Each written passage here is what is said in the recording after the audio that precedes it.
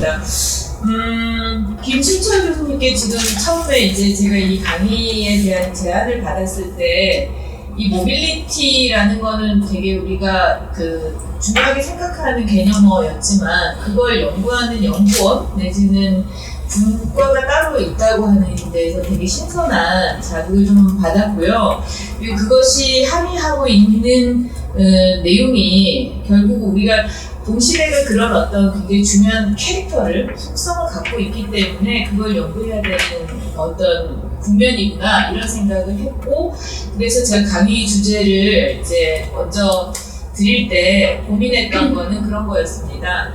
시각예술 그리고 시각예술 문화와 이 모빌리티에 대한 것들을 좀 다뤄보자. 근데 그렇게 다루려고 할 때 제가 이제 핵심으로 삼았던 거, 그러니까 우리 시대를 설명할 수 있는 가장 중요한 어떤 개념으로 생각한 게 이제 모빌리티하고 시각예술 내지는 컨템포러리 아트, 현대미술이라면 그것들을 전 사회적인 차원에서 생각해보면 무엇일까라고 할 때, 물론 이 용어는 익숙하지 않고 또 아주 공론화된 건 아닌데, 저하고 일군의 이제 학자들이 쓴 용어가 포스트 온라인이라는 용어였어요. 그래서 그것까지 해서 세 가지를 생각을 했고요. 그래서 이제 강의명으로 따지면 포스트 온라인은 시대 개념이라고 말하면 좀 거창하겠지만 우리 동시대를 좀 정의해 보려고 하는 용어고요. 그 다음에 미적 경험은 이 시대에서 우리가 감각지각적으로 어떤 경험을 하고 있는가,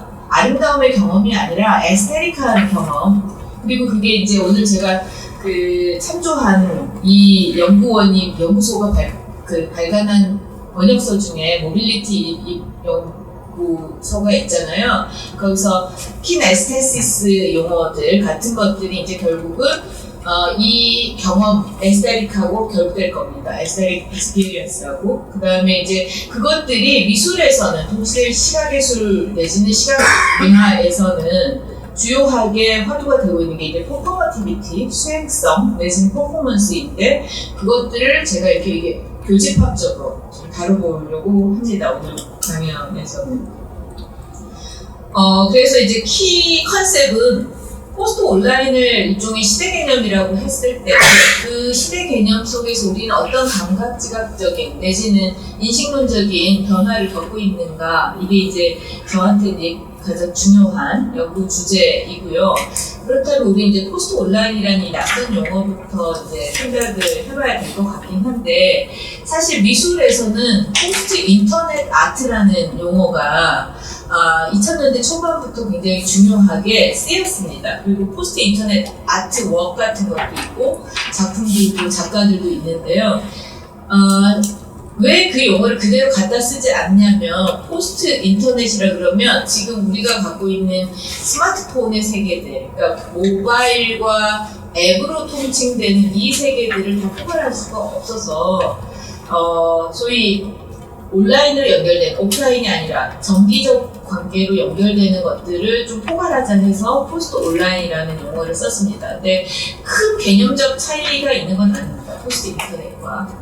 네, 그렇게 보면 온라인 세계가 아니라 포스트 온라인 세계라고 말해야 될 텐데요.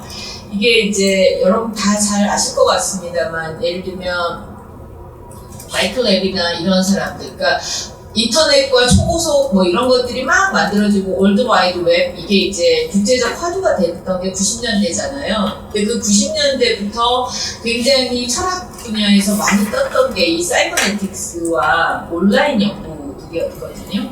근데 그때 간단하게 얘기하면 이 온라인이라고 하는 세계 내지는 새로 열릴 어떤 파시빌리티 가능성에 대해서 굉장히 어떤 낙관적인 입장이 있거나 기술 반대론자적 시각들이 있거나, 그리고 굉장히 극명하게 갈렸단 말이죠. 그러면서 온라인에 대한 기대의 핵심 중에 하나는 진리에 대한 문제, 진리가 매우 이렇게 확산될 거고 공유될 거고 민주주의적인 어떤 사용들의 유토피안 드림 같은 게 있었어요. 근데 사실 지금 여러분들도 직면하고 있는 현실이고 저도 맨날 겪게 되는 어떤 현실이 이 온라인이라고 하는 게 그렇게 정말 나이스하고 나이브하고 그리고 또 굉장히 뭐라 그러죠? 평등하거나 객관적인가라고 할 때 우리는 그 세계 속에서 살고 있지 않은 것 같아요. 끊임없는 갈등과 불안과 긴장과 그리고 오히려 아까도 잠깐 교수님들과 말씀 나눴지만 트루스에 대해서 가장 모호하고 불확실한 세계를 살고 있는 것 같습니다. 진리에 대해서. 근데 그런 차원에서 우리는 온라인 이후 시대 내지는 반온라인적 세계를 살고 있다는 생각이 들고 그런 점에서 포스트 온라인이라는 용어를 써도 좋지 않을까라는 생각이 들었습니다. 그러니까 온라인 이후의 세계에 대해서 우리는 생각할 시간이 없이 맞닥뜨려 버리는 거 아닌가 그런 생각이 듭니다. 그래서 명시적으로는 이렇게 얘기할 수 있을 것 같습니다. 2010년대 온라인 환경이 굉장히 변화했다. 그런 점에서 포스트 온라인이라는 용어를 쓸 수 있을 텐데 그거를 아주 구체적으로 잡으면 2007년에 스마트폰이 근데 우리 일상에서 그 아이폰이 출현한 건 2008년 말 9년이에요. 근데 실제로 이게 이제 아주 일부가 프로모션 되기 시작한 게 2007년입니다. 그래서 2017년을 원년으로 잡아서 스마트폰이 등장하고 그 다음에 거기서 이제 컴퓨터 인터넷은 당연하고 모바일 어플리케이션이라고 하는 환경 속에서 우리가 뭔가를 온라인 접속을 하게 되는 것 이거를 이제 포스트 온라인으로 얘기할 수 있다는 겁니다. 그리고 그게 이제 사실 우리 오늘 강연에서도 굉장히 중요한 키워드인 모빌리티의 문제가 정말 강화될 수밖에 없었던 주요한 환경 변화다 이렇게 말할 수 있을 것 같고요.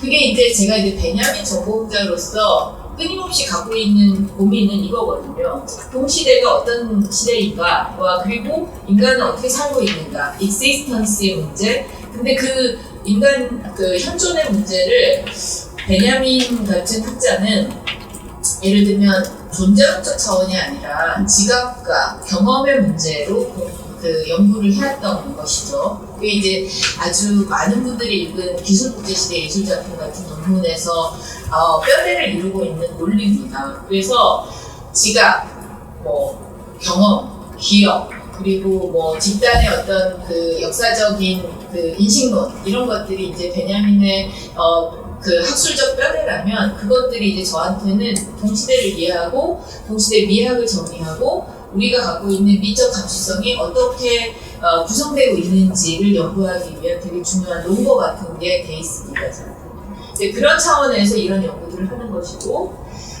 이걸 이제 저는 좀 이렇게 카테고라이즈를 좀 좁혀가면 우리가 제일 잘하는 게 그런 거잖아요. 방대하고 느슨한 주제에서 이렇게 조금씩 좁혀서 스페시파이를 해서 이 연구를 내가 했다 이렇게 되지 않습니까? 그래서 동시대 중에서도 소위 온라인이 문제가 되고 있는 이 포스트 온라인 사회, 그 사회 속에서 이를테면 우리의 모바일 내지는 모빌리티 내지는 노매딕한 것들에 대한 관심 그리고 그것이 우리 삶과 어떻게 결부가 되는지 그런데 제가 그거를 다 이렇게 연구할 수가 없잖아요.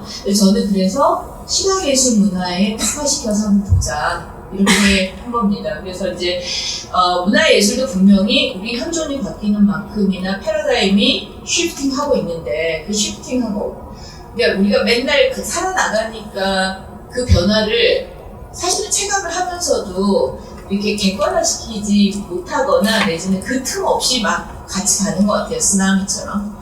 그런 것들에 대해서 좀 거리를 두고 해보면 키 컨셉으로 잡을 수 있는 건 미술 쪽에서 특히 잡는 게 이 퍼포먼스 내지는 퍼포먼스 아트 그리고 퍼포머티비티입니다. 그래서 이제 나중에 제가 사례를 들면 아마도 조금 낯설실 거예요. 미술이야 이게? 뭐라고 하는. 그러나 그런 것들이 사실은 지금 전 세계적으로 봤을 때는 2000년대 초반을 중심으로 굉장히 급속도로 거의 한 70-80%의 미술관 전시를 장식했는데 그런 차원을 볼 수 있을 것 같습니다.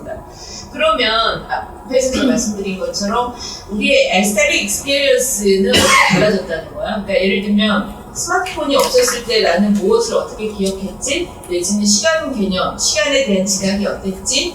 그 다음에 이를테면 길을 찾을 때 어떻게 찾았지? 같은 것들이 사실은 되게 달라졌어요. 저도 GPS가 없으면 길을 못 가고 전체를 매핑하지 못하는 거죠. 건국대로 온다고 해도 그 옆에 어린이 대공원이 있는지 없는지 모르는 상태로도 올 수 있는 겁니다. 이제 뭐 이런 식의 달라짐에 대해서 생각을 해볼 수가 있다. 그리고 그거를 베냐민도 예술을 중심으로 자신의 미학을 전개를 했는데요. 인간 현존과 지각의 문제를 연구를 하는데 자신은 예술을 중심으로 한다고 했거든요. 왜냐하면 예술이 한 역사적 시대가 갖고 있는 인간의 현존 방식, 지각의 방식, 매체의 종류와 방식, 그리고 종교적이고 정치적이고 경제적이고 사회적인 모든 어떤 측면들을 응축해서 드러내고 있는 것. 그러니까 그걸 응축해서 이렇게 잠재우고 있는 게 아니라 현상으로 나타내고 있는 것이 예술이라고 봤고요. 왜냐하면은 그래서 자신은 무슨 예를 들면 저는 이 말을 인용하고 싶지는 않은데 예를 들면 하이데거의 전제론보다 예를 들면 그 아케이드를 보는 게 더 맞는 얘기다 뭐 이런 논의를 할 수밖에 없었던 것이 이 나타난 현상이 갖고 있는 진리가에 대해서 베냐민은 굉장히 긍정을 했고 사실 저는 그런 입장이 타당하다고 학술적으로 보는 입장입니다. 네. 자 그러면 앞에서 제가 이제 전해드렸던 그 제안했던 것처럼 컨템포러리 아트와 그리고 그 현대미술, 여기서 이제 다 아시겠지만 템포가 들어있잖아요. 그러니까 지금 이렇게 그러니까 영문으로는 컨템포러리 아트를 하는 말을 쓰는데요. 이때 컨템포러리 아트를 한국에서 어떻게 번역해서 쓰냐면 한 세 가지로 씁니다. 동시대 미술, 현대미술, 그리고 컨템포러리 아트 음차해서. 근데 여기서 모던 아트가 아닌 거죠.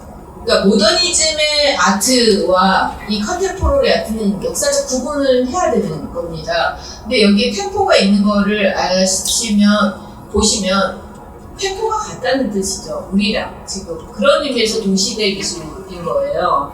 지금 예를 들면 지금 바로 국립현대 미술관 서울관에서 전시가 일어나고 있는 것들이 바로 이제 컨템포러리 아트 현상으로 볼 수 있는 건데요. 거기에서 핵심으로 변화된 어떤 거를 꼽으라고 하면 퍼포먼스를 꼽을 수 있다는 겁니다. 그리고 그 퍼포먼스를 이따가 제가 인용하려고 하는 미국의 미술사학자이고 미술비평가인 클레어 비숍 같은 사람은 이 퍼포먼스 전시들이 득세하게 된 거에 대해서 댄스 익스비션이라는 말을 쓰고요. 거기에 퍼포먼스라고 하는 것들이 얼마나 이 화이트 큐브, 그러니까 백색의 네모난 전시장이라고 하는 미술 패러다임을 얼마나 변경시켰는지에 대해서 논의를 합니다. 그렇게 변경된 곳을 비숍은 뭐라고 하냐면 그레이존이라고 합니다. 회색지대. 네, 이미 직관적으로 여러분이 느끼시겠지만 이때 그레이하고 존은 결과적으로는 이 화이트 큐브라든가 블랙박스라고 하는 이 모더니즘적 예술 패러다임을 깨부시고 있는 거죠. 네, 이겁니다. 클레어 비숍의 논문인데요. 제가 표지만 가지고 왔습니다. 클레어 비숍이 이것도 재밌습니다. 비숍은 분명히 미술사학자이고 미술비평가인데 자기 논문을 어디다가 작년에 이게 이제 2018년 작년에 발표한 하반기에 발표한 논문이거든요. 어디다 발표했냐면 TDR이라고 연극과 드라마를 연구하는 학술지에다가 추구했어요. 근데 이게 뭐냐면 우리가 갖고 있는 분과학문적 질서하고 매우 다르게 움직이고 있는 학자들을 얘기할 수 있는 거죠. 그래서 TDR에 추구한 논문이 제목이 블랙박스, 화이트 큐브, 그레이존입니다. 다들 잘 아시겠지만 제가 이제 좀 부연 설명을 해보면 블랙박스는 어떤 예술을 대변하는 거냐면 공연 예술을 대변합니다. 영화도 마찬가지입니다. 네모나고 깜깜한 곳에 들어가서 일정 시간 관객석에서 우리가 예술을 향유하게 되는 걸 블랙박스라고 합니다. 그 다음에 화이트 큐브는 이제 이건 모더니즘 예술의 특히 미술, 모더니즘 미술에 이제 규정한 용어인데요. 화이트는 백색이고 큐브는 네모난 것들을 얘기합니다. 그러니까 전시장이 지금 여러분이 미술관이나 갤러리를 자주 가시는 분들은 노출 콘크리트도 보고 막 위에 배관도 나오는 것도 보지만 사실 가장 보편적으로 우리 머릿속에 들어있는 갤러리나 미술관 전시장은 백색에, 그러니까 아무것도 다른 걸 떠올리지 않게 하는 백색으로 멸균되어 있는 벽과 창문도 없습니다. 심지어 갤러리들이. 그런 공간들을 이제 화이트 큐브 제도로서만이 아니라 물질적인 은유로서 화이트 큐브를 쓰고 있습니다. 근데 이거에 비숍은 그레이존이라는 말을 덧붙인 거예요. 그러니까 사실 간단하게 제가 비숍의 논의를 정리하자면 블랙박스의 영토였던 것들이 점점 화이트 큐브로 실현되고 있고 컨버전스 되면서 융복합하면서 점점 모든 예술 영역들이 이렇게 그레이존이 되고 있다. 마치 좀 더 짙은 회색과 좀 더 옅은 회색이 있는 그라데이션의 존처럼 되고 있다라고 얘기하고 제가 이제 특히 흥미로운 건 이 오디언스 어텐션입니다. 관객의 어떤 집중성이라고 하는 것이 집중하냐 아니냐의 문제가 아닌 거죠. 지금 우리 동시대에는 집중성이 퀄리티가 달라졌다. 질적인 변화가 생겼다고 얘기를 해야지 이제 집중력이 없어졌어. 뭐 스마트폰만 봐 이렇게 말하기 어려운 거죠. 그 얘기를 해보겠습니다. 네, 제가 좀 인용을 해볼게요. 40분 정도 그러면 선생님 제가 50분까지 하면 아니 그냥 정각까지 하셔도 돼요. 정각까지 네. 아니 듣다가 다소 지루하시거나 아니면 질문을 하셔도 괜찮습니다. 네. 제가 이렇게 그 오디언스 어텐션이 강해서요. 비숍을 제가 좀 인용을 해봤습니다. 읽어볼게요. 여기서 저는 그러니까 제목을 붙인 거를 이렇게 네이밍한 거를 동의하진 않아요. 그렇게 자기의 학술적 주장을 효과적으로 전달한 것 같지는 않다고 생각하는데 비숍이. 근데 일단 비숍의 논의에서 댄스 익시비션이라는 아까 부제가 등장하는 걸 자기가 되게 논거를 대고 있습니다. 읽어볼게요.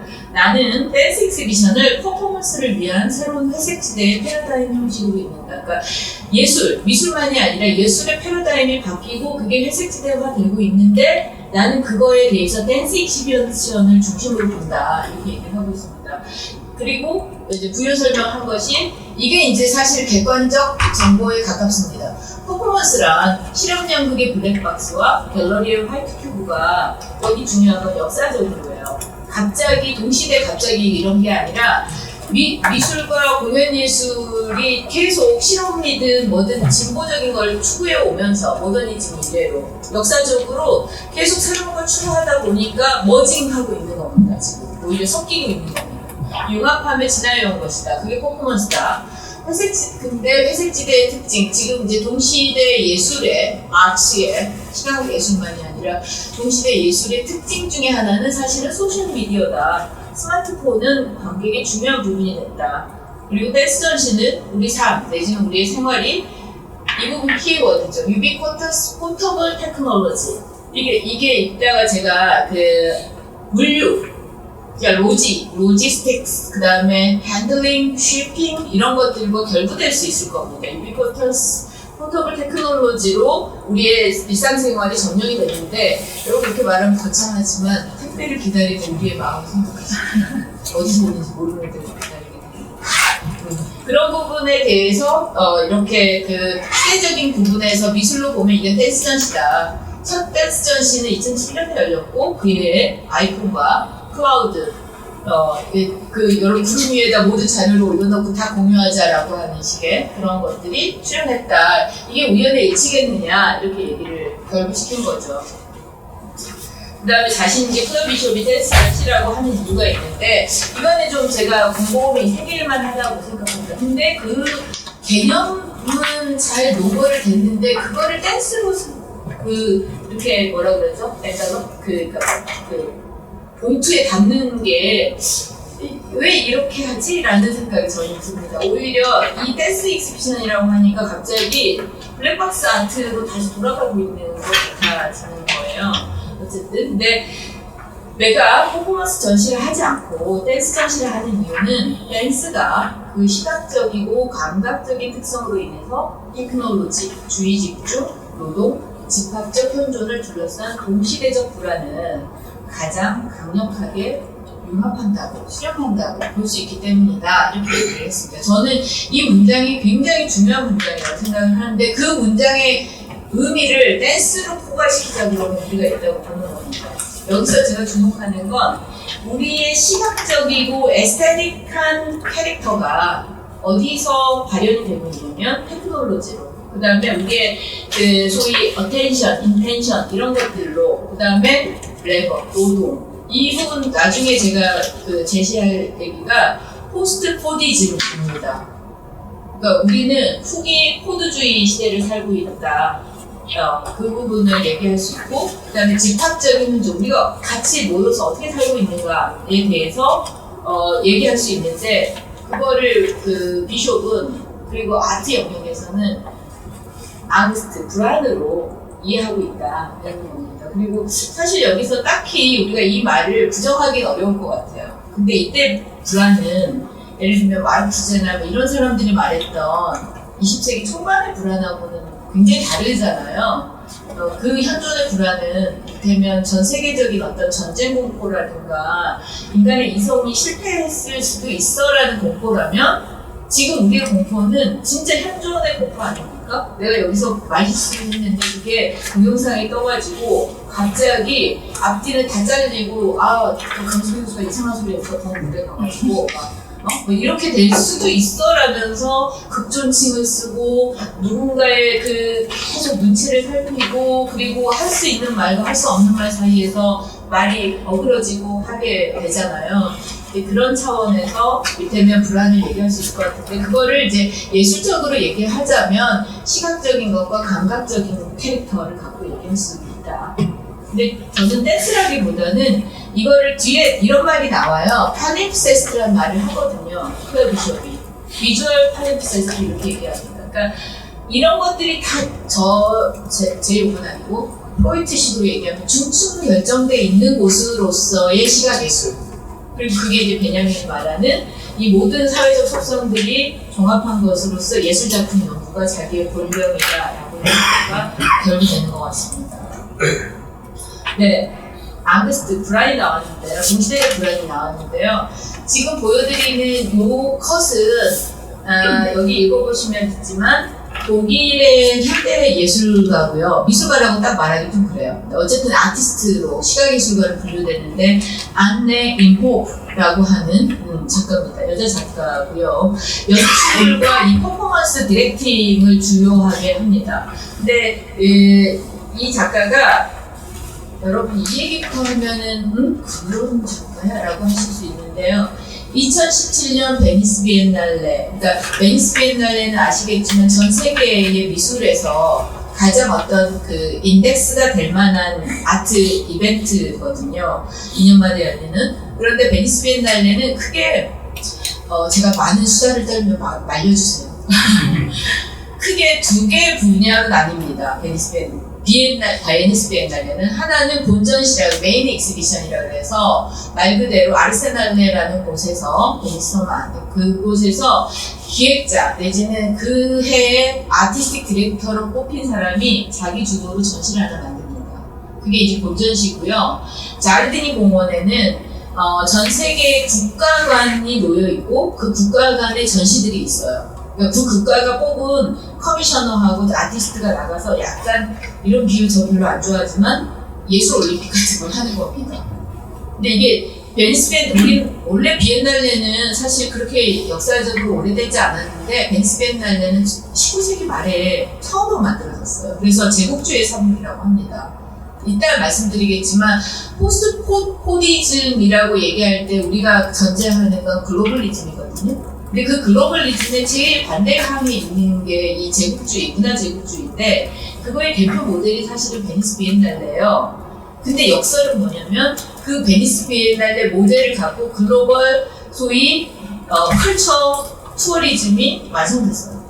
근데 이 이상한 역사 역학들을 볼 수가 있죠. 근데 말이 길어졌는데 이 안네 임호프는 그해 2017년 독일관의 단독 작가로 나갔고 작품 하나만 보였는데 독일관의 금사자상을 안겨줬습니다. 그리고 이따 제가 보여드릴 거고요. 근데 그 전에, 그러니까 나가기 전에 2016년에 어떻게 대표 작가가 될 수 있었느냐면 그 대표 작품이 이 앙스트라는 불안이라는 작품이에요. 베를린에 가면 옛날에 오래된 그 중앙역을 개조해서 이 대규모 현대미술관으로 만들어놨거든요. 굉장히 멋지고 가보신 분들 있으실 거예요. 그곳이 굉장히 실험적인 예술이 딱 펼쳐지는데 거기서 공연을 한 겁니다. 혹시 짧게 보시는데요. 이게 보지 않으면 가늠이 잘 안 돼요.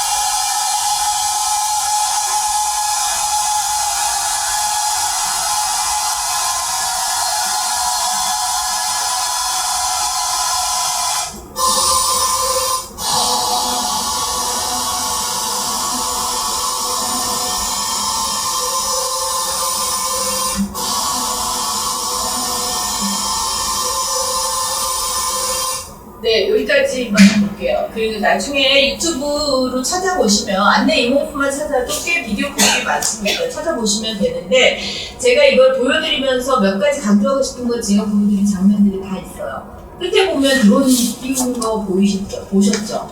드론 띄우는 거, 그 다음에 아티스트가 무엇인가 조형적인 걸 하는 게 아니라 사람들이 들어와서 퍼포머들이 조형적인 뭔가를 하거나 신체를 가지고 계속해서 뭔가 비주얼라이징을 하는데 그게 작가와 오디언스와 퍼포머가 다 섞여있죠. 구분을 못하겠죠. 그리고 관객들의 반응은 휴대폰으로 찍거나 하는 식의 보면서 그리고 스펙타클이 굉장히 스펙타클한 것 같긴 한데 굉장히 이렇게 침투적인 그런 어떤 감각 경험들을 하게 되는 부분이 분명히 있죠. 그래서 지금 제가 이제 클레어 비숍식의 논의를 해보자면 이런 것들이 그냥 공연예술로 오는 게 아니라 시각예술로, 현대미술관에서 벌어지고 있다는 데 굉장히 중요한 의미가 있고 이 사람들이 실제로 보여주고 있는 것들은 퍼포머들의 즉흥 소위 퍼포먼스입니다. 그러니까 무슨 스크립트이 있고 뭔가를 재현하는 연극 같은 게 아닌 거예요. 그 순간에 그 상황 속에서 자신들의 피지컬 엘리먼트를, 신체적, 물리적 요소들을 발현시켜가면서 그리고 계속해서 관계를 변칙적으로 가져가면서 그리고 디렉터하고 그러니까 안내 이모프가 디렉터 역할을 하는데 디렉터하고 커뮤니케이션을 어떻게 하냐면 시나리오가 있는 게 아니래요. 굉장히 거칠게 그냥 시간과 공간과 조건을 주는 겁니다. 그럼 거기서 텍스트 메시지를 계속 주고받는 거예요. 디렉터하고 자기네들끼리도. 그러니까 말 그대로 즉흥극 같은 걸 하는 건데 그게 극이라기보다는 말 그대로 대화인 거죠. 그리고 관객들을 절대로 바깥으로 내몰거나 유격시키지 않습니다. 섞여 있어요. 그래서 저도 베니스에서 이 공연장에 같이 있었는데 굉장히 텐션이 올라갑니다. 이런 사람 그리고 굉장히 패셔너블 하잖아요. 이 퍼포머들이 대부분이 패션 모델이면서 현직 패션 모델이면서 자기도 아티스트이면서 그리고 안내 이모부의 동성 연인이면서 막 이런 관계들로 엮여 있어요. 그래서 리뷰 같은 걸 보면 이 젊은 사람들이 소위 디지털 커모디티 사회에 자기를 상품으로 내놓고 있는 사람입니다. 그리고 그게 이제 이따가 제가 인용하려고 하는 파울로 비르노의 소위 우리 모두가 동시대에는 비르투오소 퍼포머들이다. 자기의 정서와 자기의 취향과 자기의 어떤 재능들을 계속 실현시켜가는 저도 마찬가지죠. 여기 와가지고 지식을 전수한 거나 전달하는 데 목적이 있기보다는 말이 이렇게 하면 안 되죠? 그런 부분이 굉장히 중요하지만 내가 어떤 바디랭귀지를 쓰거나 시선을 교환하거나 어떻게 말하는가, 내 비주얼은 어떤가 이런 것들도 굉장히 중요하게, 그래서 말 그대로 렉처 퍼포먼스를 하게 되는 것들, 이게 이제 동시대적인 것이고 이걸 이제 안내 이목표 작업으로 볼 수 있다는 겁니다. 여러분 그 에어컨이 켜졌나요? 정말 갑자기 됩니다. 네. 자, 두 번째는요, 앞에 이제 그 퍼포먼스 아트의 뭐 지금 가장 말 그대로 뜨고 있고 대표작의 안내 이목표의 작업을 봤는데, 안내 이목표는 사실 전직 뭐 다른 쪽 이게 아니라 미술가예요. 독일의 소위 쿤스트 아카데미를 나온, 그러니까 조형예술 학교를 나온 예술가, 시각예술가입니다. 그런데 자신이 예술을 펼쳐내는 방식이 굉장히 종합적인 거고요. 지금 보여드리는 이 예는 마리아 하사비라고 워낙에는 댄서입니다.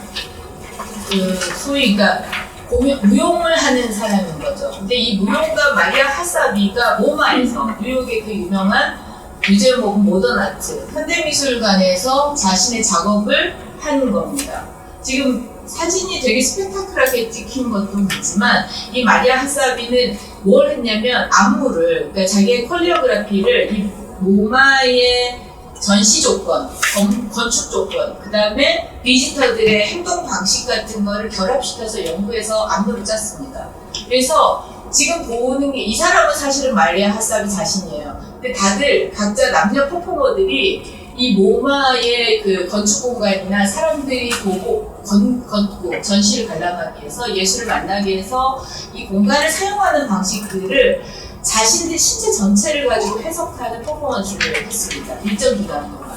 그리고 제가 이제 일부러 이 컷을 골라왔는데, 관람객들은 흥분해가지고 전시장 올라가고 있는데 옆에서 이렇게 말 그대로 계단에 늘러붙어 있는 것처럼 막 이렇게 기어다니고 이런 걸 한 거죠. 그래서 이제 감상자 그룹한테 굉장한 자극을 주기도 하지만, 또 한편으로 이게 일상 속에서 우리의 어떤 움직임들과 같이 일어나는 거예요. 이런 식의 작업들이 있었습니다. 그러니까 앞에 예를 들면 제가 좀 이제 비평가로서 구분을 해보자면, 이 호프식의 작업은 굉장히 극적인 어떤 그 소위 가두리를 갖고 있어요, 여전히. 그렇다면 이 마리아 하사비 같은 사람들은 공연장을 빠져나와서, 극장을 빠져나와서 완전히 이제 스프레드 아웃 되는 그런 식의 어떤 예술을 수행하고 있다고 말할 수 있습니다. 자, 그 다음에 2년 전에 안네 이모프가 독일관 그때는 파우스트였어요. 파우스트. 그 괴테의 작품 파우스트기도 하고, 영어로 얘기하면 주먹질 하는 게 파우스트잖아요. 이 이중의 의미가 있는 그 제목의 퍼포먼스를 5시간짜리 퍼포먼스를 해서 그 독일관이 골든 라이온을 받았다면, 올해 또 2년마다 하니까요. 올해 베니스 비엔날레가 열리고 있는데요. 올해는 리투아니아관이 받았습니다. 리투아니안 파빌리언이 받았는데, 주제는 시엔상 마리나입니다. 써넨시네요. 써넨시 마리나입니다.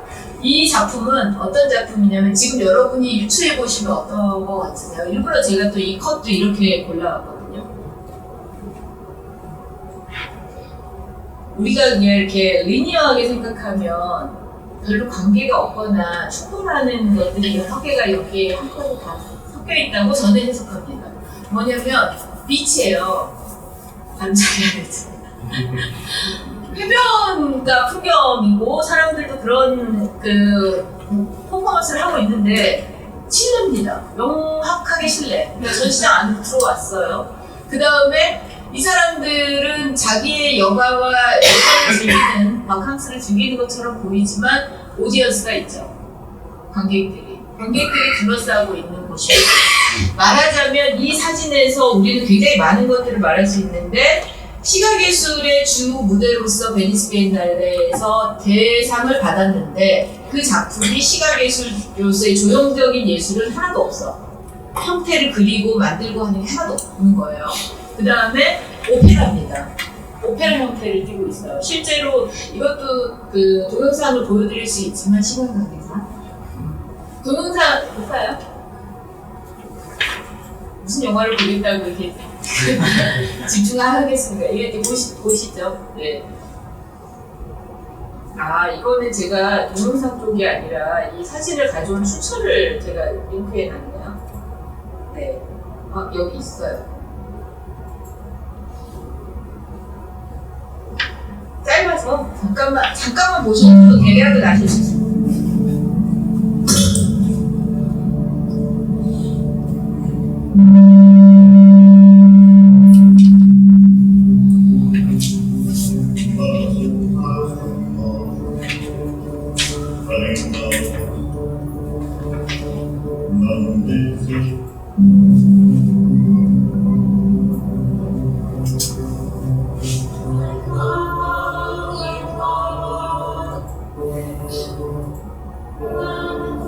네, 이 정도만 봐도 될 것 같습니다.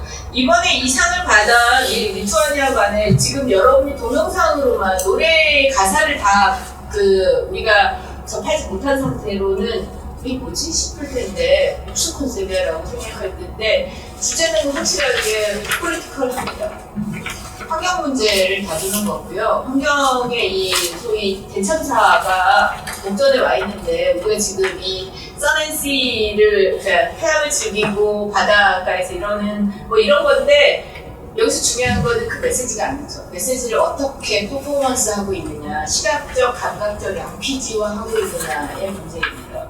근데 이 사람들은 오페라 형식을 빌려와서 오페라 공연자들이 노래를 하고, 그러니까 미술에서 우리가 청각적인 것들에 대해서 경험을 이제 당연시하게 되는 거랑 무브먼트, 뭐 이런 식의 것들이 있는 거고요.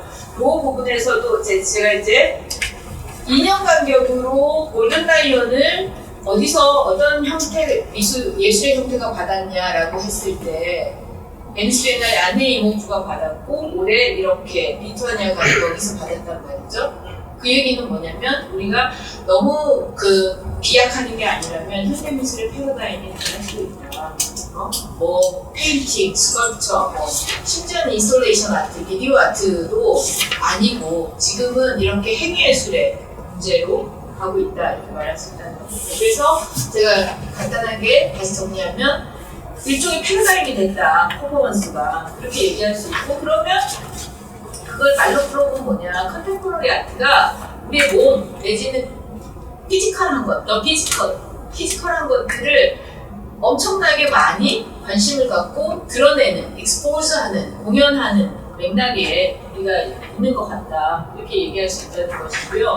이걸 저는 미술로서만이 아니라 사회 전체에 대해서 예술이 징후적으로 찜찜으로 보여주는 걸로 이해할 수 있지 않을까 이렇게 생각을 합니다. 그리고 거기서 중요한 건 여러분들 플라스틱 아트는 조형예술은요 형태를 빚고 깎고 그리는 거잖아요. 그리고 그것이 베냐민식으로 얘기하면 아우라 티쉐죠. 예술적인, 그러니까 아우라에 갖고 있는 예술 현존 방식이잖아요. 그죠? 영원함을 추구하고.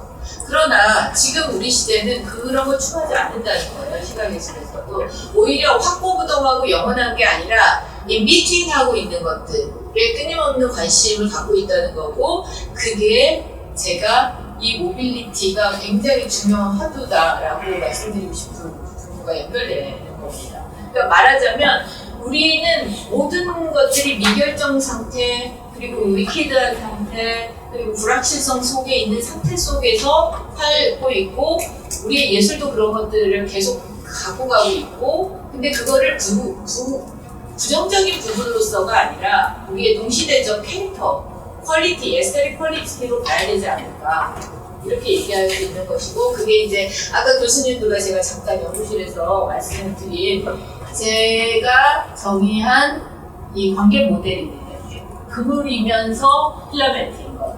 그러니까 네트워크, 관계를 네트워크로 얘기하는 게 지금 매번 매일 매 순간 하고 있잖아요. 네트워크를 잘해야 돼부터 시작해서 뭐 학문과 디서플린들 간에도 네트워크 해야 되고 뭐 인터디서플리너리 뭐 이런 얘기를 엄청 하잖아요.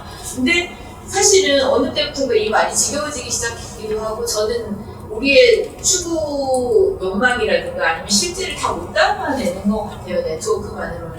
아니 여기서도 제가 받은 명함이 몇 장이며 교수님들과 얘기를 나눈 게 그래도 있단 말이에요. 그렇다고 해서 우리가 네트워크를 엄청 잘하겠죠.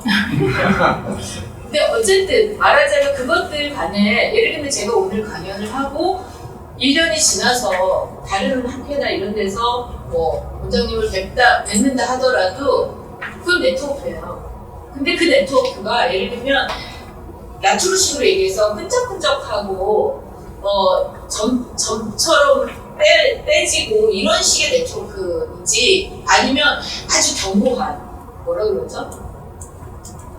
옛날에 그 동아줄 같은 관계인지는 되게 다르잖아요. 그런 의미에서 네트워크는 네트는 네트인데 필라멘트 불이 들어오면 이렇게 그 전기가 흘렸다가 스위치가 오프되면 꺼져 있는 관계로서의 필라멘트로 생각할 수 있지 않을까. 그리고 그것이 바로 우리가 미술관에 가서도 확고부동하고 명언불멸하고 아우라티슈 쿤스트로서의 어떤 것이 아니라 그 퍼포머티비티와 즉흥성과 말 그대로 순간에 소위 이마넨스하는 식의 예술로 가는 거 아닌가 이렇게 생각을 할 수 있을 것 같습니다. 근데 이거를 제가 좀 이제 베냐민 사회공법의 훈련을 받아서 그런데 저는 예술을 가지고 그러니까 반대 얘기인데 사회의 여러 경향성을 예술을 중심으로 보는 거와 반대로 생각하면 예술을 중심으로 사회의 여러 경향성을 분석해 나갈 수 있다고 생각을 하는데 그렇게 보면 퍼포먼스가 대세가 되고 있는 현대 미술이지만 그걸 경제학적으로 봤을 때는 관심경제 텐션을 해야지만 경제학적인 차원에서도 이득이 생기거나 그 메커니즘을 굴러가게 되는 관심경제 문제 그 다음에 체험시장 시장은 이제 더 이상 제조업과 상품의 시장이 아니라 익스피리언스의 시장이라는 겁니다. 체험 시장. 그러니까 더 순진한 방식이 이거였죠. 딸기 농장 가서 딸기 따오는 거 주말에 이런 체험 시장이었지만 지금은 야 너 베니스 비엔날레 가서 안내 이모부에 아크스토 봤어? 파우스토 봤어? 이렇게 되고 뭐 파리 가서 한 달 살아보게 하고 여기 제가 보니까 좀 젊은 분도 좀 있는데 이런 분들이 갖고 있는 투어리즘은 예를 들면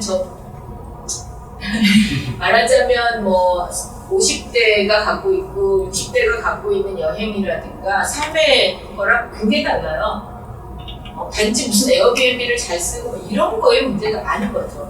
한 달 살아보기도 근본적으로 그게 내가 파리에서 좀 살아보고 싶어 이런 차원이 아니라 나 여기 서울에서도 살고 거기서도 살 수 있고 이런 식의 이제 그런 방식들 체험시장 그러니까 자기 삶도 체험으로 생각하는 것 같습니다. 지금은 이제 그런 식의 체험시장 그 다음에 이거 이제 되게 비관적인 얘기인데 대리노동 노동들이 아웃소싱이 되고 있어요. 심지어 지식도 끊임없이 아웃소싱 되죠. 저는 이건 농담인데 어디 이제 미술기관이나 이런 곳에 가서 자문회의 같은 걸 하지 않습니까? 그럼 계속 지식을 아웃소싱하고 있는 것 같아요.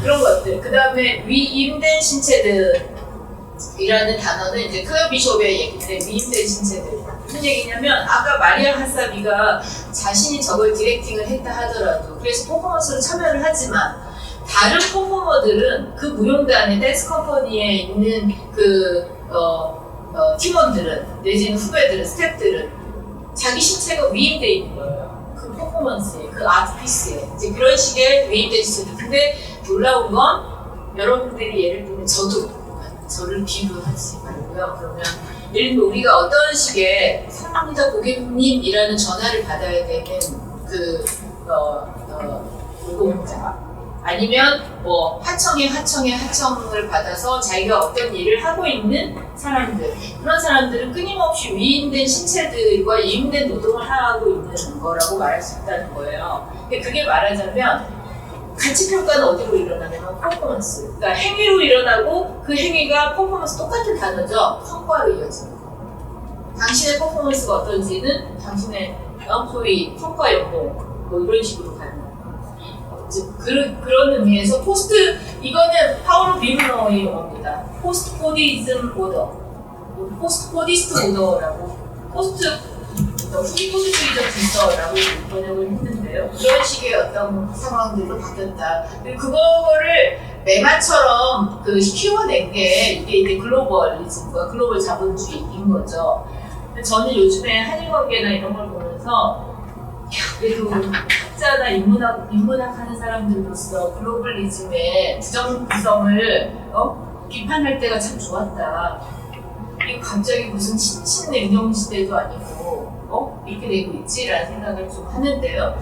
어쨌든 그래서 미술관도 퍼포먼스 미술관이 중심이 되고 있고 온라인 플랫폼도 결국은 계속해서 이 네트워크와 그다음에 스마트폰의 세계 속에서 이렇게 링크되는 그런 것들, 그리고 그게 이제 일종의 리얼리티가 현실이 되겠다는 거. 그 다음에 이건 굉장히 재밌는 것 같습니다. 라이브 공연을 즐기는 일종의 소위 푸코식의 말 그대로 장치 개념으로 봤을 때 이 장치는 어떤 효과를 발휘하냐면 굉장히 순간에 집중하게 합니다. 옆에 그러니까 스마트폰 볼 때 우리가 그러잖아요. 뭐라 그러더라? 스몬비? 스마트 홈 좀비? 이런 식의. 실제로 제가 운전을 해봐도 아니면 제가 걸어갈 때도 완전히 다른 상황이 되더라고요. 이걸 보고 있으면.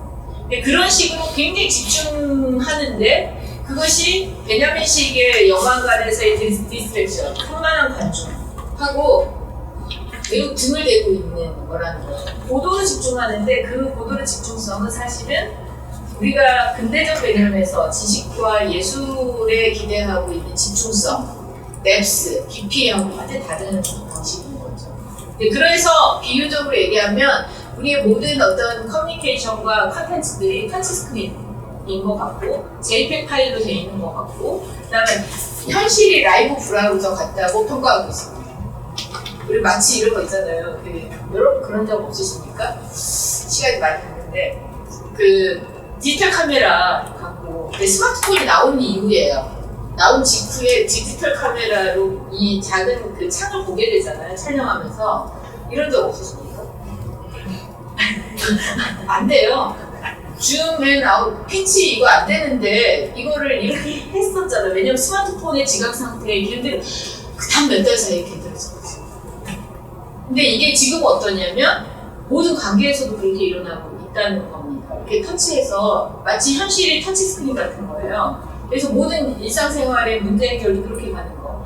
비유적으로 얘기하면 구혜선 씨와 그 부부의 뭔가 지금 갈등 관계들도 현실이라고 하는데 그 현실이 소위 스마트폰의 문자들로 이루어나고 있잖아요. 이런 부분들을 볼 수 있습니다. 네, 이거 이제 제가 선물로 받은 또 이 책 너무 재밌게 읽었는데요. 여기서 제가 이렇게 이 용어들을 쓰면서 얘기를 하시는구나라고 이제 인스피레이션을 받은 부분을 꼭 인용을 하고 싶었습니다. 이 용어 참 좋은 것 같아요. 키네틱 아트가 있었습니다. 미술에서는 1960년대 조각에 대해서 고정성과 영원성을 이렇게 강조하는 게 예술의 전통이었다면 움직임을 강조하는 것으로서의 키네틱이 나왔습니다.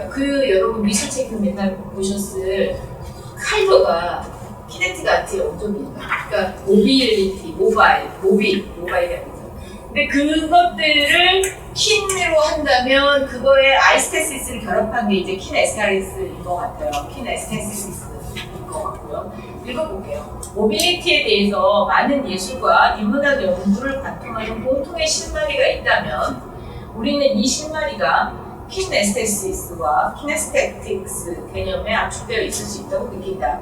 키네스테시스, 그러니까 킨 플러스 아이스테시스인 것 같습니다. 운동성하고 그 다음에 아이스테시스, 지각, 그리스어로서의 지각, 감각 지각. 그 다음에 운동 감각, 특히 자발적인 체화된 운동에 관여하는 근육의 수고에 대한 감각은 많은 예술과 인문학의 실험, 표현에서 코어에 해당하는 거다라고 말한 것 같습니다.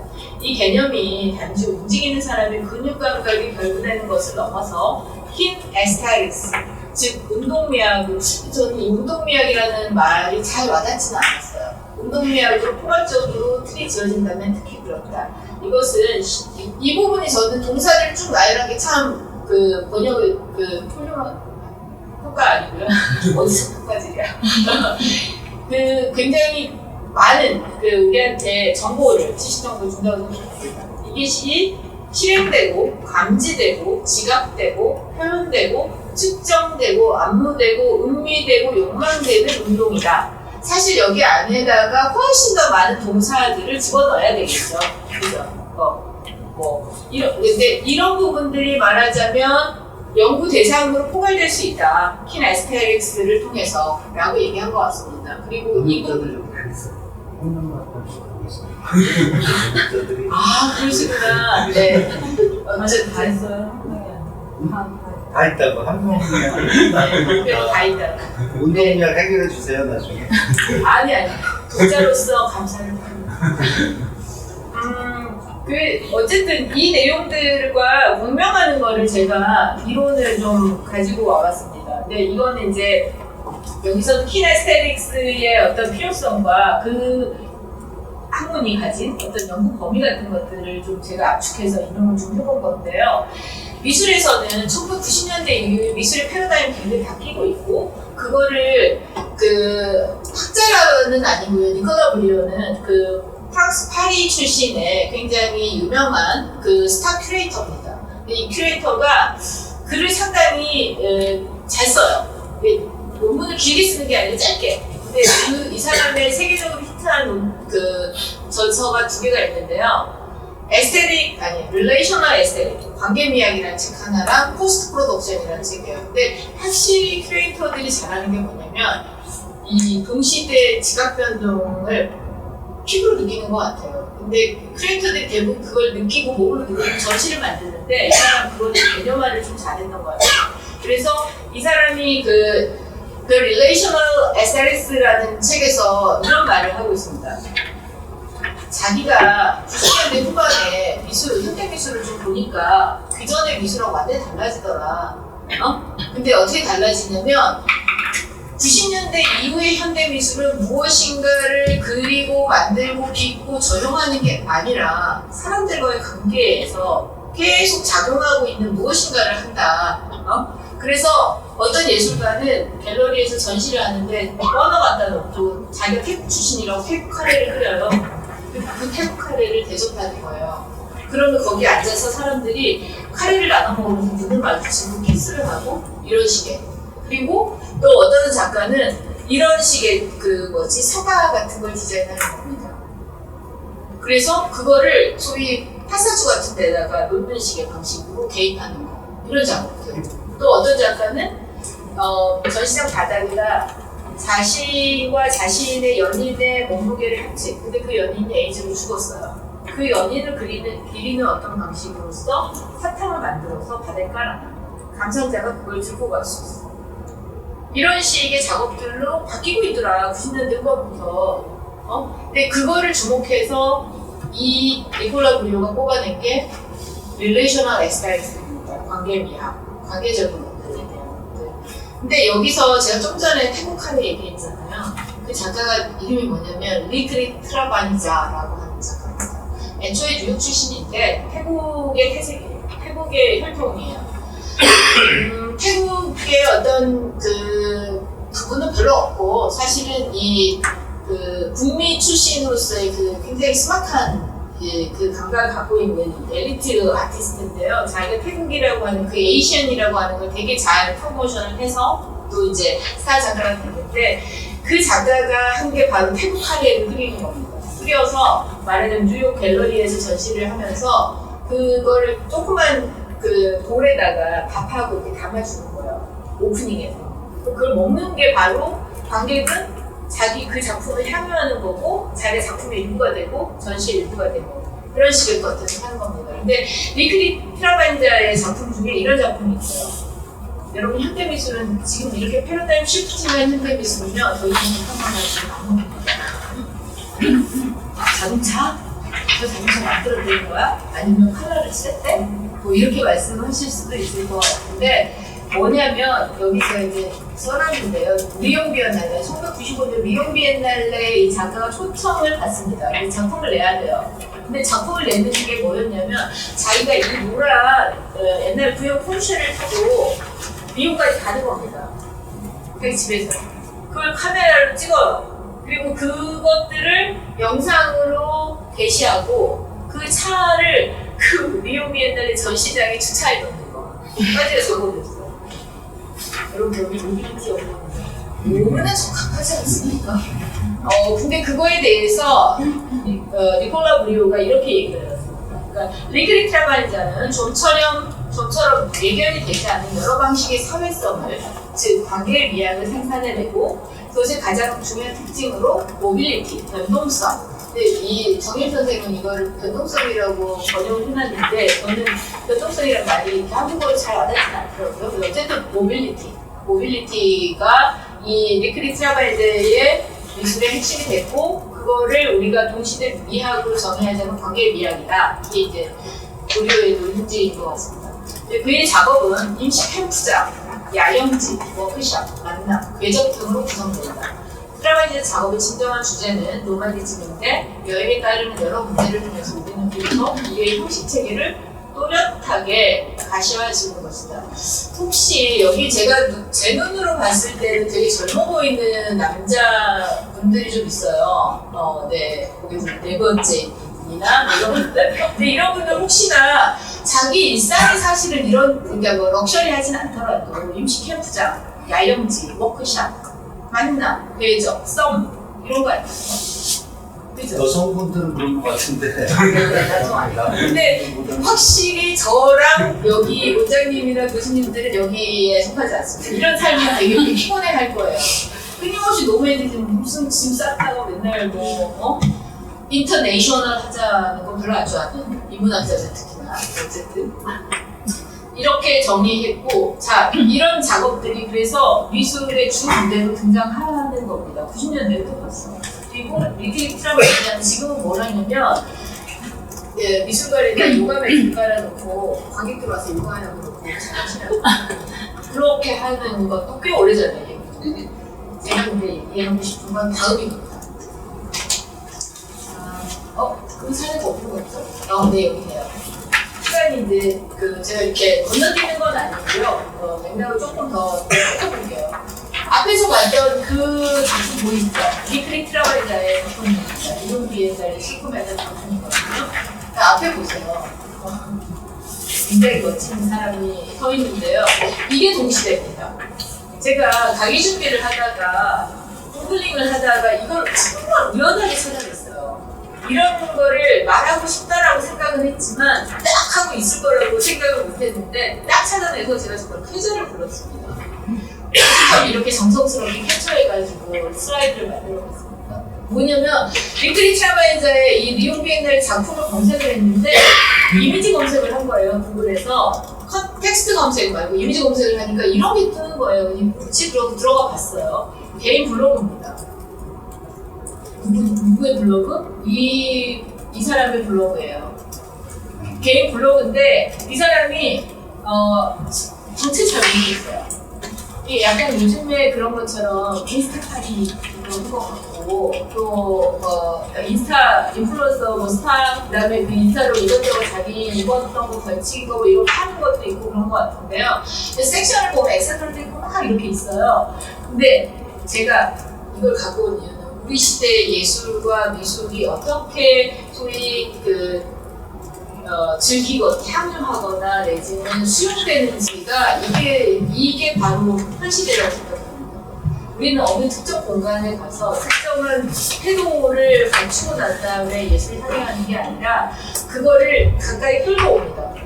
저는 베냐민이 말하는 아우라적 경험이 끝나고 뭐든지 가까운 곳으로 갖고 오겠다고 하는 그 기술 경제적 욕망이 지금 시대에 완벽하게 실현됩니다 생각해요. 무엇이든 그 원래 맥락에 오리지널로 가는 게 아니라 끌고 와서 어프로프리에이션을 하고 그다음에 매니플레이션을 하고 이게 이제 현실이라는 건데 이 친구가 일단은 모델 패션 쪽에 관심 많이 갖고 그걸 하는 것 같아요. 근데 그 사람이 전시장에 간 겁니다.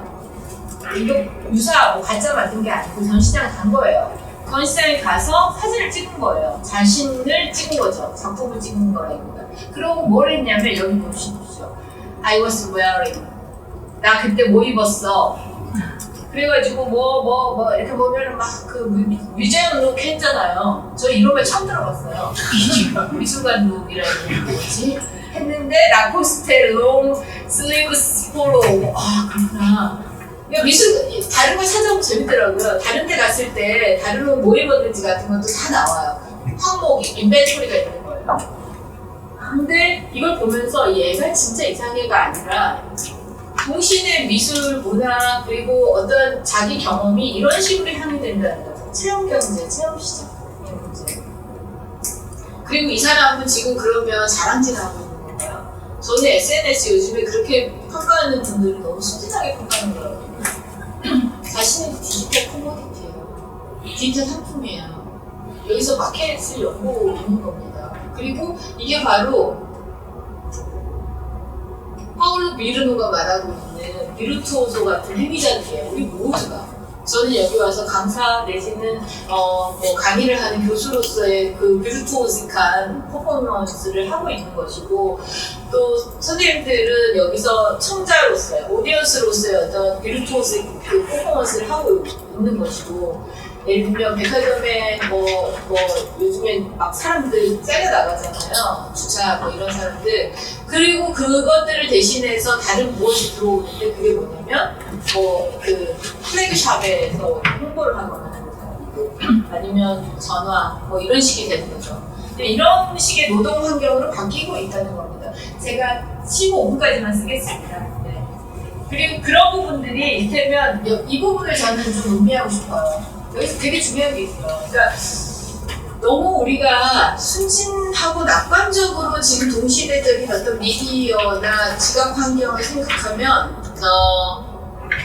안 될 것 같다는 생각이 좀 드는 겁니다. 의사소통도 더 잘 되고 그 소위 수평적 대화와 관계망 뭐 이런 얘기를 하고 있지만 그것들이 어떻게 보면은 훨씬 더 취적이 됐다고도 말할 수 있는 것 같아요. 네가 좋아하는 거, 네가 20여 년, 50여 년 살아가면서 가졌던 어떤 경험, 취향 이런 것들이 빅데이터의 자료들처럼 숲속들이 빠져나가서 그것들을 가지고 너를 규정하고 네가 뭘 할 수 있을 것이고 넌 이런 걸 했기 때문에 이렇게 성격을 부여받을 수 있어. 그걸 제일 최상선으로 하고 있는 게 제가 TV를 열심히 잘 보지는 않지만 대한민국 예능 프로그램들이 같은 것 같아요. 말하자면 뭐 옛날 사례를 들어서 죄송하지만 뭐 행동하는 거나 이런 게 좀 유치하면서도 귀엽다고 은초디 캐릭터를 딱 넣어주는 거야. 그럼 그 사람 그때부터는 갑자기 그런 어떤 퍼포먼스와 그런 식의 미적 취향과 유년기 경험 같은 것들을 계속 소환하면서 자신을 파는 거죠. 그리고 그것이 성공하면 다른 프로그램에도 계속 얼굴을 비춰가면서 그리고 그거 어디까지 가냐면 다른 사람들에게도 어른이지만 초딩 같은 짓을 하는 거를 비껴보지 않게 되는 이런 식의 것들도 가능해요. 지금은 뭐가 있을까요? 지금 유명한 건 뭐죠?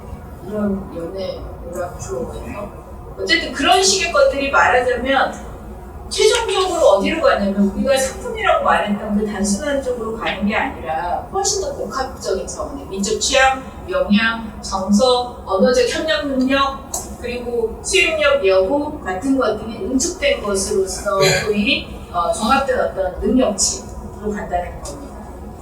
그러니까 이런 것 같아요. 그러니까 그 이전에 지식을 갖고 있는데 강연을 좀 못해도 말할 때 되게 그 부자연스럽게 해도 괜찮았어요. 근데 지금은 딱 모니터 그 소위 오리엔티드 된 어떤 사람들이 계속 어떤 연예인들처럼 불려나가기도 하고 그 사람 책을 쓰고 책이 이렇게 책이 안 팔리는 시대에도 뭐 10몇 세를 찍고 뭐 그리고 그 사람은 다시 뭔가 그 영화 시나리오 작업을 한다고 건축가가 제가 지금 파악하고 있는 것들이 그렇습니다. 굉장히 말 그대로 네트와 피어멘트로 저 사람 불 들어왔어 지금 물 들어왔어가 아니라 이런 식으로 가는 것입니다. 씁쓸한 부분도 있죠. 근데 이제 그런 부분들에서 약간 제가 이제 이거는 제가 이제 머리 스케치를 한 겁니다. 이게 정리된 얘기는 아니고 보안이 굉장히 강화되고 있고 요즘에 아이폰 광고는 그렇게 하더라고요. 이렇게 관점이 딱 열려. 그죠? 그 다음에 우리 소위 블록체인 같은 것이 결국 보안 문제잖아요. 근데 그만큼이나 불안해요. 그죠? 그 다음에 관리를 엄청 하게 되고 관리해야 된다고 하는 어떤 것이 강령 같은 건데 그건 반대로 붕괴가 일상화되고 있는 거죠. 아침에 저는 막 이렇게 무슨 화재 났다고 이거 막 이러고 그다음에 욕망은 고도로 집중되는데 그 욕망이 실제로 그 어떤 식으로 소위 작동을 하냐면 끊임없이 분산돼야 돼. 내 행위가. 나는 그러니까 여기 와서 웃기기도 하고 저기 가서 뭐 이렇게 책 보기도 하는 사람이고 글도 쓰는 사람이고 근데 너무 기분작이 되면 안 되고 뭐 이런 식의 디스트랙션 그리고 모빌리티는 굳이 얘기 안 해도 될 것 같고요. 물류 네트워크를 제가 말씀드린다고 약속을 했는데 좀 그 말이 길어졌는데 미술계에서 그래서 이런 전시들이 계속 열리고 있습니다. 가장 최근 전시들입니다. 드러난 데이터, 보안이 강화되었습니다. 이런 전시. 빅데이터나 그러니까 빅데이터를 다루는 게 아니야. 학술적으로 다루는 게 아니라 우리의 어떤 지각 환경과 커뮤니케이션이 어떻게 달라지면서 소위 미술가들이 어떻게 반응하는가 이런 작업들이 전시를 보여주고요. 예를 들면 이런 작업들이에요. 이게 전시장인데 일부러 제가 이거 작품입니다. 한국의 작가가 다른 작가의 작품의 일부나 전시장에 몰래 CCTV를 설치해 놓은 거예요. 그리고 그것이 실시간으로 계속 보여지는 게 바로 이 작가의 작업이었어요. 보안이 강화되었습니다. 전시에서. 그다음 이 작가는 시도기에 되게 젊은 작가인데 여러분 그 스테가노그래피라고 아십니까? 이게 저도 잘은 모르는데 파일과 파일에다가 이렇게 그 약간 디소더 명령어를 넣어가지고 정보를 숨기는 방식이라고 하더라고요. 근데 그거를 이 작가가 이제 실제로 유튜브 렉처 하듯이 해서 그걸 영상으로 보여주기로 했습니다. 이 사람 누구냐면 안내 이모프입니다. 아까 앞에 앙그스트 나왔죠. 안내 이모프고요. 이 사람들이 이 작가하고 팀을 이뤄서 그래서 퍼포먼스를 하고 있는 작가이고요. 딱 보시면 여러분들이 느끼실 수 있는 것 중에 하나는 뭐냐면 스웩 뭔가 쿨 이런 게 넘치는 애들인데 라고 하는 거죠. 그런 의미에서 앞에 제가 이거 넘어갔는데 이 관계를 얘기하시는 거예요. 앞에 그 인플루언서도 있었지만 장식적이고 소비적이고 욕망 그런 것들이 패션, 여행, 관광, 레저로 응축돼서 발현되는 것 이런 얘기들이 이렇게 말할 수 있는 것입니다. 그리고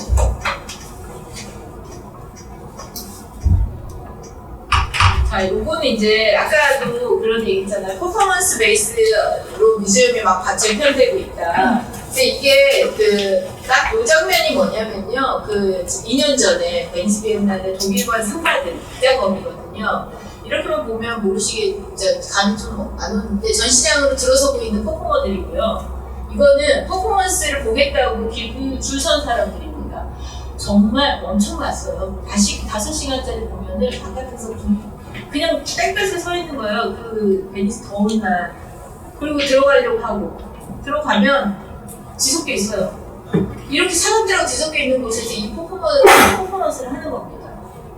그리고 이게 무슨 도파냐면 2년 전에 이 독일과는 이 작가가 건축적인 부분까지 다 리모델링을 했어요. 일시적으로. 그리고 이렇게 마치 우리를 만들었어요. 그 다음에 이 뭐라 그러죠? 도베르만 있잖아요. 걔 좀 있는데요. 얘들도 퍼포먼스를 했어요. 풀어놓은 겁니다. 여기 안에다. 그러니까 얘네들의 어떤 행위들까지도 다 소위 비르투오소로 들어와서 퍼포먼스를 하는 식의 작업들이었고요.